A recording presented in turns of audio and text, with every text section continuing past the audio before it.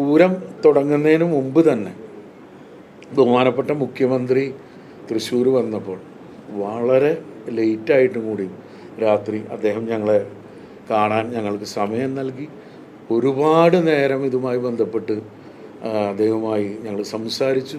ഞങ്ങൾ അഭിമുഖീകരിച്ചു കൊണ്ടിരിക്കുന്ന പ്രശ്നങ്ങളെക്കുറിച്ചും അദ്ദേഹത്തിനോട് പറഞ്ഞു. അദ്ദേഹം പറഞ്ഞപ്പോൾ പെരുമാറ്റച്ചട്ടം നിലവിലുള്ളതുകൊണ്ട് ഞങ്ങൾക്ക് നേരിട്ട് ചില കാര്യങ്ങളിൽ ഇടപെടാൻ ബുദ്ധിമുട്ടുണ്ടെങ്കിലും ഇത് ബന്ധപ്പെട്ട ഉദ്യോഗസ്ഥരെ അറിയിച്ച് നിങ്ങൾക്ക് ബുദ്ധിമുട്ടുണ്ടാകാത്ത രീതിയിലുള്ള എല്ലാ സഹായങ്ങളും സർക്കാരിൻ്റെ ഭാഗത്തു നിന്നുണ്ടാവും എന്ന് ഞങ്ങൾക്ക് വാക്ക് തന്നു. അതുമാത്രമല്ല, ഞങ്ങളുടെ ദേവസ്വവുമായി ബന്ധപ്പെട്ട വ്യക്തിപരമായ ചില കാര്യങ്ങൾ, ദേവസ്വത്തിൻ്റെ കാര്യങ്ങളും ഞങ്ങൾ അദ്ദേഹത്തിനോട് പറഞ്ഞു. അതും ഇലക്ഷൻ കഴിഞ്ഞാൽ ഉടൻ ആ പ്രശ്നവും കൊച്ചിൻ ദേവസ്വം ബോർഡുമായി സംസാരിച്ച് ഉടൻ അതിനൊരു പരിഹാരമുണ്ടാക്കാം എന്ന് ഞങ്ങൾക്ക് ഉറപ്പ് തന്നിരുന്നു. ഇതൊക്കെ ഇത് കേട്ട് വളരെ സന്തോഷത്തോടു കൂടിയാണ് ഞങ്ങൾ വന്നത്. അതേപോലെ തന്നെ ഇപ്പോൾ എഴുന്നള്ളിപ്പ് നടക്കുന്ന സമയത്തൊക്കെ ജനപ്രതിനിധികളും അതേമാതിരി തന്നെ മന്ത്രിമാരും ഒക്കെ അവിടെ ഉണ്ടായിരുന്നു. പക്ഷെ ചില കാര്യങ്ങൾ ഇപ്പോഴത്തെ ഈ ഒരു സ്ഥിതി ആയതുകൊണ്ട് അവർക്ക് പല കാര്യങ്ങളിലും പെരുമാറ്റച്ചട്ടം നിലവിലുള്ളതുകൊണ്ട് ഇടപെടാൻ സാധിക്കാതെ വന്നിരുന്നു. എങ്കിലും ഞങ്ങൾക്ക് ആവശ്യമുള്ള സമയത്ത് അവർ ഞങ്ങളെ ബന്ധപ്പെടുകയും വേണ്ട കാര്യങ്ങളൊക്കെ ചെയ്യാൻ പരമാവധി ശ്രമിച്ചിരുന്നു. എല്ലാ സഹായങ്ങളും ആ ഒരു രീതിയിൽ പെരുമാറ്റച്ചട്ടം ഉള്ളത് കൊണ്ട് അത് മാറ്റി നിർത്തിക്കൊണ്ട് ചെയ്യാൻ പറ്റാവുന്ന കാര്യങ്ങളൊക്കെ നമുക്ക് ചെയ്തു തന്നിരുന്നു. എല്ലാവരും വന്നിരുന്നു. എല്ലാ കക്ഷി രാഷ്ട്രീയ ഭേദമന്യേ എല്ലാവരും മഠത്തിലെ വരവും ഒക്കെ ആസ്വദിക്കാൻ വന്നിരുന്നു. അപ്പോൾ ഈ ഞങ്ങളുടെ ആവശ്യം എന്താണെങ്കിൽ വരും വർഷങ്ങളിൽ ഇത് നല്ല രീതിയിൽ നടത്തിക്കൊണ്ടുപോകണമെങ്കിൽ സ്ഥിരമായ ഒരു സംവിധാനം അത് നിയമസഭയിൽ അവതരിപ്പിച്ചുകൊണ്ട്, പ്രമേയം അവതരിപ്പിച്ചുകൊണ്ട്, അത് മന്ത്രിസഭാ യോഗം കൂടി ഇനി ആന എഴുന്നള്ളിപ്പുമായി ബന്ധപ്പെട്ടിട്ടാണെങ്കിലും വെടിക്കെട്ടുമായിട്ട് ബന്ധപ്പെട്ടിട്ടാണെങ്കിലും തൃശ്ശൂർ പൂരം അതിൻ്റെ നടത്തിപ്പ് ഞങ്ങൾക്ക് തരാം. സുരക്ഷാ നടപടികൾ പോലീസിൻ്റെ ഭാഗത്തു നിന്നും അവർക്ക് ജനങ്ങളുടെ സുരക്ഷ മറ്റുള്ള കാര്യങ്ങൾ അവർ നോക്കിക്കോട്ടെ. മുൻകാലങ്ങളിൽ എങ്ങനെയാണോ പൂരം നടന്നിരുന്നത് അതുപോലെ തന്നെ പൂരം നല്ല രീതിയിൽ നടത്തിക്കൊണ്ടുപോകാൻ ഉള്ള അനുമതി അത് ഞങ്ങൾക്ക് ഉണ്ടാവണം. ഓരോ വർഷവും യോഗം കൂടി ഞങ്ങളെ ബുദ്ധിമുട്ടിക്കരുത്. ഞങ്ങളെ വിളിച്ച് ഓരോ നിയന്ത്രണങ്ങളും ഏർപ്പെടുത്തിക്കൊണ്ട് അവരാണ് ഇപ്പോൾ നടത്തുന്ന എന്ന രീതിയിലാണ് ഇപ്പോൾ വന്നിരിക്കുന്നത്.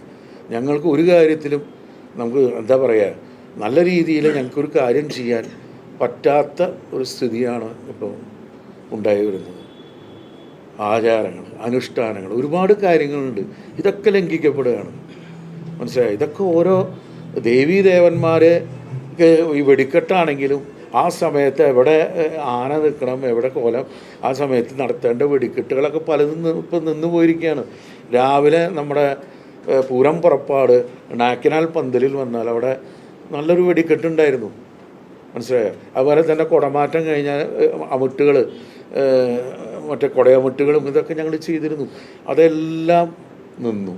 അതുപോലെ തന്നെ ഉച്ചയ്ക്ക് വിട ചൊല്ലി പറയുമ്പോൾ ഉപചാരം ചൊല്ലുന്നതിന് മുമ്പ് അകത്ത് ഭഗവതിമാർ ദേവീദേവന്മാർ നിന്നുകൊണ്ട് അപ്പോൾ വെടിക്കെട്ട് നടത്തിയതിന് ശേഷമാണ് ആനകൾ പുറത്തേക്ക് പോകാറ്. അപ്പോൾ അതും മാറി.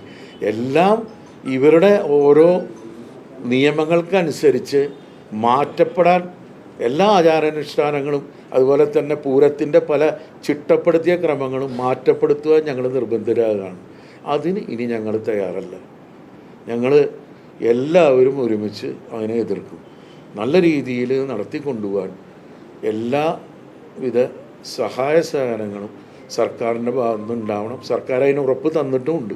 അപ്പോൾ ഈ ഇലക്ഷൻ കഴിഞ്ഞാൽ ഉടൻ ഒരു നിയമസഭയിലൊരു പ്രമേയം കൊണ്ടുവന്ന് അത് പാസ്സാക്കിക്കൊണ്ട് ഇപ്പോൾ ജല്ലിക്കെട്ടിൻ്റെയൊക്കെ വന്ന പോലെ ആന എഴുന്നള്ളിപ്പിനും വെടിക്കെട്ടിനും ഒരു നിയമം പാസ്സാക്കിയാൽ ഇനിയുള്ള കാലങ്ങളിൽ നല്ല രീതിയിൽ നടത്തിക്കൊണ്ടു തൃശ്ശൂരിൽ നിന്നല്ല കേരളത്തിലുള്ള പല പൂരങ്ങളും ഇപ്പോൾ നടത്താൻ പറ്റാതെ വെടിക്കെട്ട് ഇല്ല. ഇപ്പോൾ ഒരു പൂരത്തിനും ഇല്ല. ഇപ്പോൾ നെന്മാറ നടന്നു, ഒറ്റപ്പെട്ട ചില സ്ഥലങ്ങളിൽ നടന്നു എന്നല്ലാതെ പാലക്കാട് ജില്ലകളിൽ നടക്കുന്നുണ്ട്. പാലക്കാട് ജില്ലകളിൽ എന്താണെന്നറിയില്ല, ഒരു പ്രശ്നവുമില്ലാതെ നടന്നു പോകുന്നുണ്ട്. പ്രത്യേകിച്ച് തൃശ്ശൂർ പൂരം എല്ലാ വർഷവും തൃശ്ശൂർ പൂരം എടുത്താൽ പ്രശ്നങ്ങളായി. കോടതിയായി പ്രശ്നങ്ങളായി എല്ലാവരും വന്ന് ആസ്വദിച്ചു പോകും. ഇത് കഴിഞ്ഞാൽ ഞങ്ങൾ ഭാരവാഹികളും പ്രസിഡൻറ്റും സെക്രട്ടറിയും മറ്റു ഭാരവാഹികളൊക്കെ കോടതി കയറി ഇറങ്ങേണ്ട സ്ഥിതിയാണ് ഇപ്പോൾ നിലവിലുള്ളത്. ഇതിനൊരു മാറ്റം വരണം, മാറ്റം വന്നേ പറ്റൂ.